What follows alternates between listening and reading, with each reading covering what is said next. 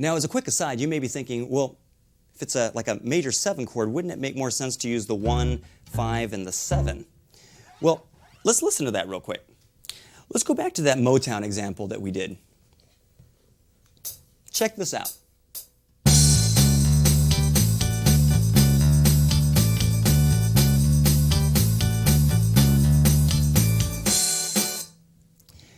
To me, that 7 is just not nearly as powerful of an interval to use there, you know?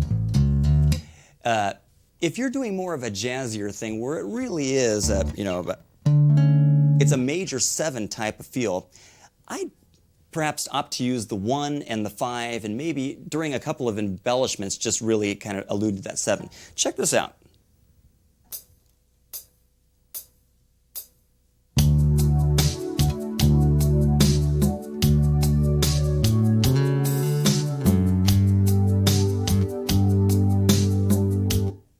Hear how that was maybe a more effective use of the 7? You know, using it as almost like a passing tone. Use your ears and experiment around with that kind of stuff.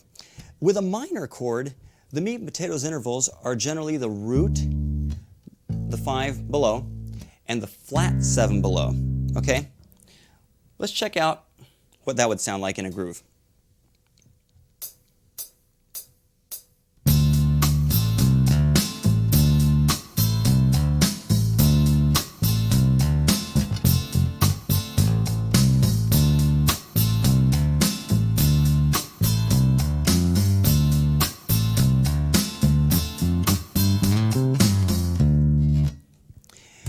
Here again, how during the groove I was pretty much using the 1, 5 and the flat 7, and then at the end of the bar or whatever, or the 4-bar phrase, I would go and refer to the flat third or just otherwise allude to the scale.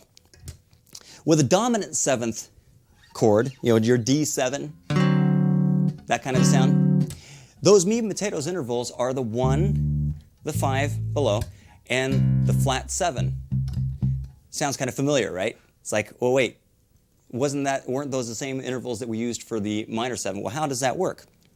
Well, the minor 7 chord is made up of the 1, the flat 3, the 5, and the flat 7.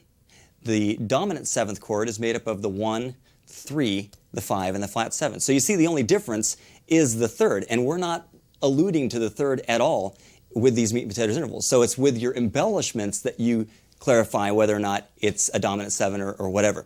Now, you may be thinking, okay, I've heard jazz and funk and blues guys, you know, and how they kind of incorporate the flat third in with their dominant 7 type feel, and you know, that gets into idioms of the style and the use of passing tones, and we'll cover that in volume 2. But suffice to say that generally you'll be looking at your 1, 5, and flat 7 for your dominant 7 chords. However, speaking of different styles of music, can incorporating other styles of music render fresher bass lines? I would say absolutely, resoundingly, positively yes. What happens is you might be in a situation where the leader of the group maybe is a piano player or a guitar player, and they're the people that primarily introduce new songs. So they start playing this new song, and the drums start and kind of fall into default drum groove number 1, and you as the bass player start playing default bass line number 1. And that's a sort of an understandable, logical way that things would happen. But there's a potential in that situation for things to end up starting to sound kind of homogeneous. What I found really helpful is to try to approach different songs from a different genre or stylistic perspective. You can approach the same song from a zillion different ways. Rock, country, symphonic, you could do a reggae thing, you could do a South African thing, whatever. The sky's the limit. Now that doesn't necessarily mean that you have to come out Sunday morning sounding like Miami Sound Machine or whatever, Cool in the Gang. The point is that you can incorporate a Latin-influenced bass line or a Latin-influenced groove perhaps into the song and keep other things essentially the same. And all it'll do is just really kind of freshen it up and give it a different vibe than it would have normally had. What we'll do is play through a number of different styles, and we'll approach the same chord progression that way. Basically, we're talking 2 bars of A major, 2 bars of D major, 2 bars of F sharp minor 7, a bar of D major and a bar of E sus or E7. Let's check out a number of different ways you can approach that same progression.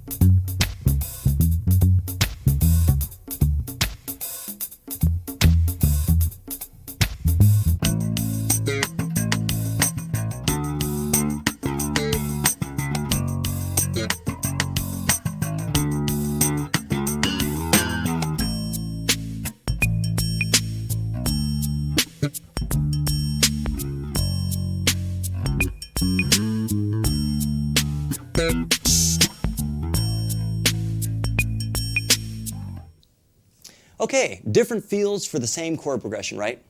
And each would generally work with any song that had that chord progression. It's just a matter of being sensitive to the way the lyrics are working within the chord structure, and just being sensitive to the overall musical and lyrical and spiritual context.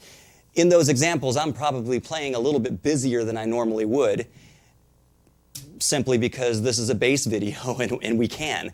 But the point is that you see how incorporating those different styles can really bring a freshness and maybe make the arrangement just a little bit hipper. And it gets you one step closer to where the arrangement and the instrumentation and the groove and everything is just all coming together to be a transparent yet powerful and effective musical communicator of what's happening lyrically and spiritually. I'd like to briefly illustrate what I think is a very, very important thing for your musicianship, just in terms of putting together effective musical ideas. I'm going to communicate a message to you. Okay, here's version 1.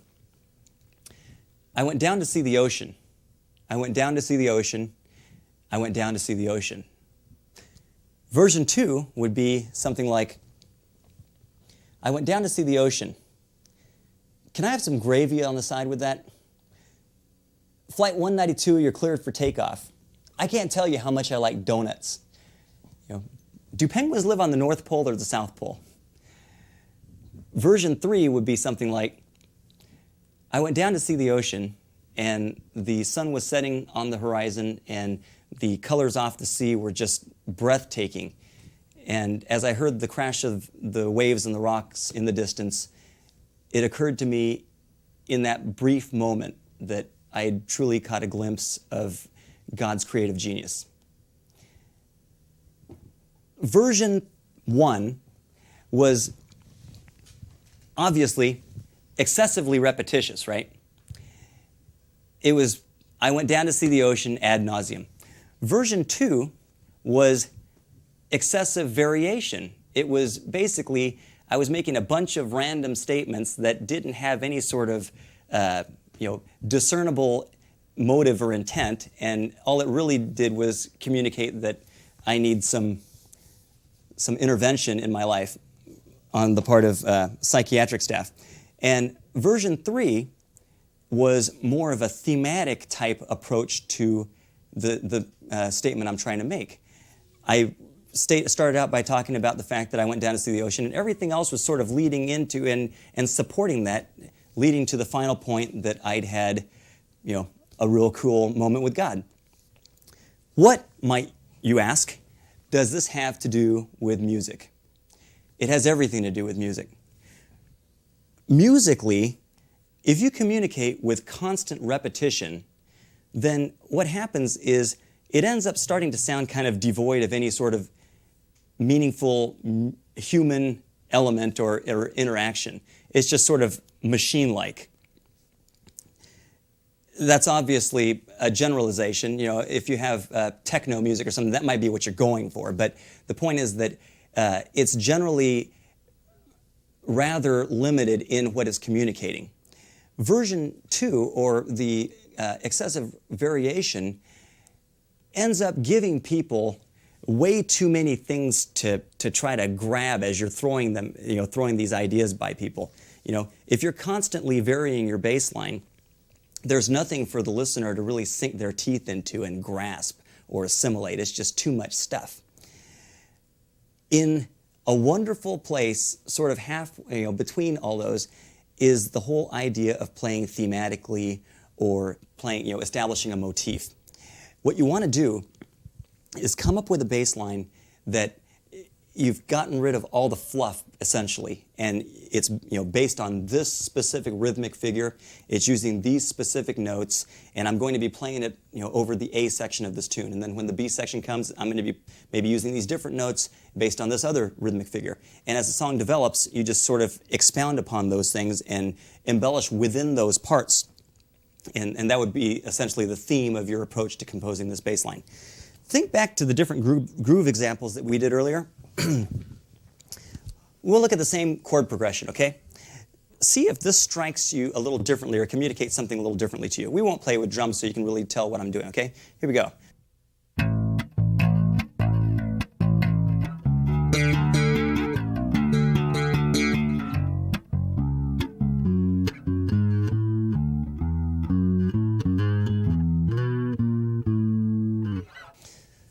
Sort of schizophrenic, right? But more specifically, it was too much rhythmic variation, and it wasn't giving you anything that you can really grab hold of. So that same phenomenon actually applies to like a riff-oriented approach. Let's check this out real quick.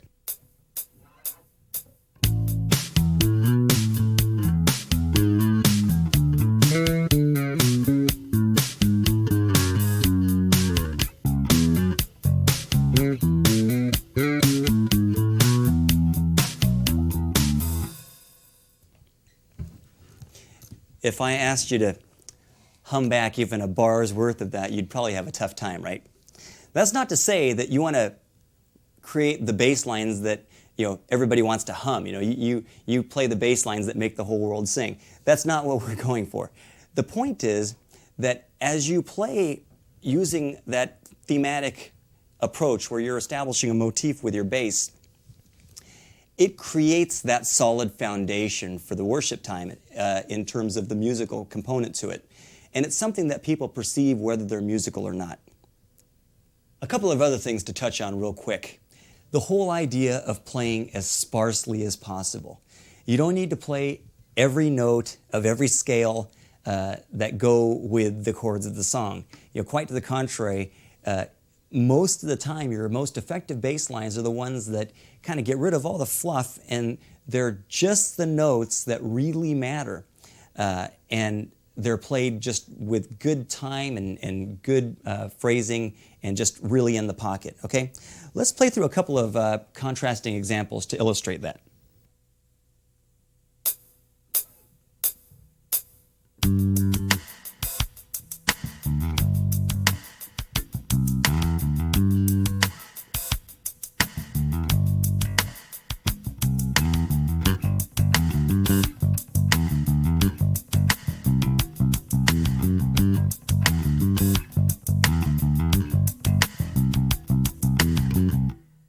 Okay, so you can see how the first 4 bars was obviously the more sparse of the two, and it makes a simple yet foundational bass statement. The second 4 bars was not necessarily an invalid bass line, but I think it, in terms of context, lended itself more to maybe like an instrumental jazz type of vibe. I don't think it worked as well if there were vocals happening, just because it's too busy and it's much more of an in-your-face type of statement. The more sparse version, to me, I think, really kind of established more of a transparent, solid foundation for the tune. use your ears and experiment around with these ideas that we've covered, and I hope they help you out. Why practice? It's simple. A complete command of your instrument allows you to focus entirely upon choreography. Actually, it's for one reason. In worship ministry, it's because God's called you to the worship ministry and He's equipped you for that calling with certain talents. And you're called to invest in those talents. And from a practical standpoint, that involves practicing. Now, it's a matter of practicing so that the instrument in your hands isn't this contraption that you're trying to navigate your way around. You know, the more comfortable this feels in your hands, the more you're going to be able to just let it be an extension of your voice and really be transparent with your instrument. That's the paradox. You're not practicing so that you can develop the facility to play, 64th note triplets. It's getting comfortable to where you can really communicate on your instrument and be refined and be transparent and not be a potential distraction if you're kind of bumbling your way around, okay? Does that make sense? Here are a couple of exercises that'll help you develop your rhythmic accuracy and the consistency of your technique.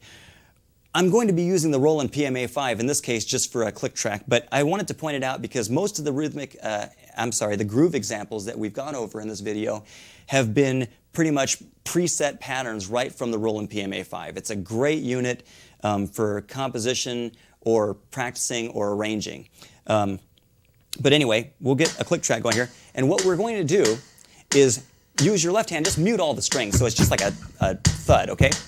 And we're going to play through this and try to just be as rhythmically close with the click track as possible. We're going to start with quarter notes, then eighth notes, then eighth note triplets, and then 16th notes, okay? Check it out. 1, 2, 3, 4.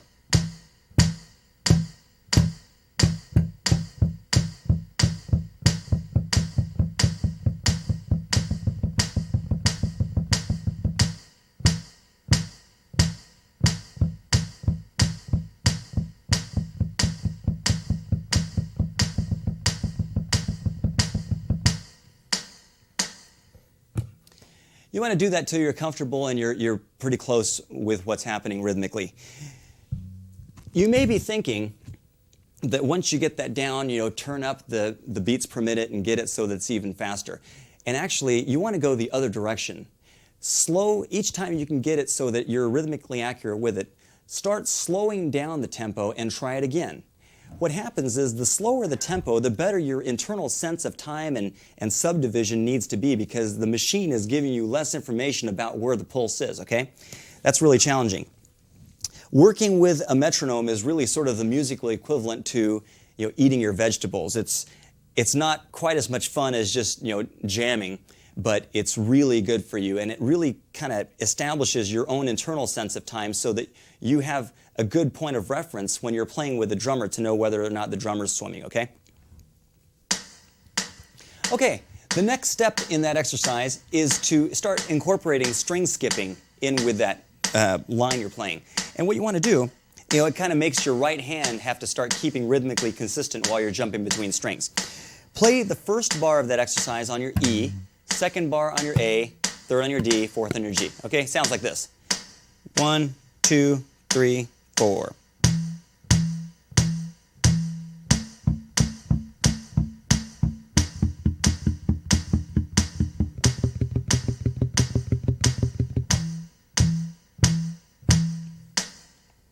So once you're comfortable with that, you can practice it in the way I usually do, which is to play all the notes on beat 1, 1 E and A, right? Play all those notes on your E string. Play all the notes on beat 2 on your D string. All the notes on beat 3 on your A string. And then all the notes on beat 4 on your G, okay? What that ends up sounding like is this. Ready? 1, 2, 3, 4.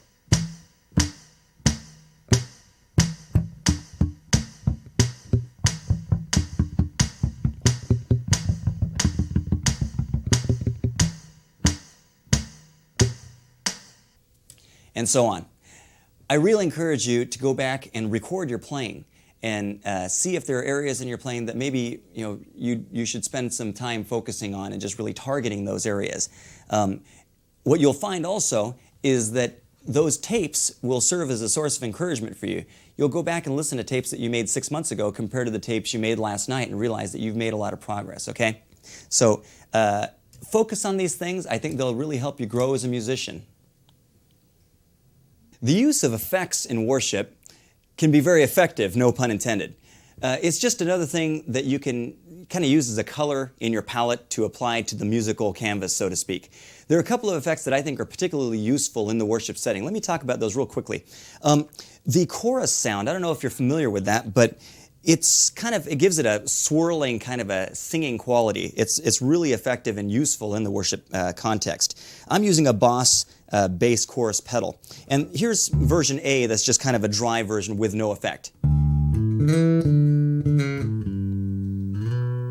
Version B with the chorus effect.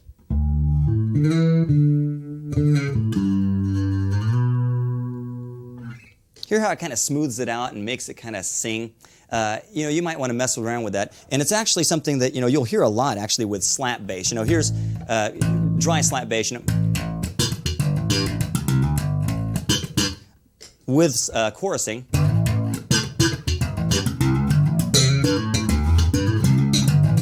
Hear how it kind of expands it. It makes it sound more multi-dimensional. Anyway, chorusing is cool. Chorusing is cool.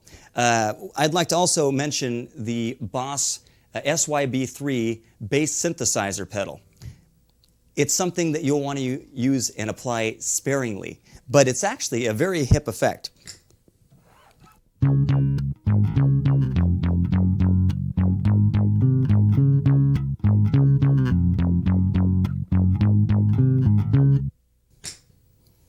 So it's something that you want to use sparingly and just be sensitive to the setting, but it is actually capable of creating such a broad range of timbres that you could be as overt or as subtle as you want with it.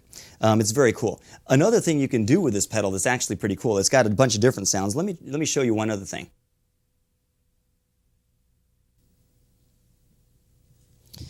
This gives you a kind of a different effect that you'll want to use sparingly, but it's pretty cool nonetheless.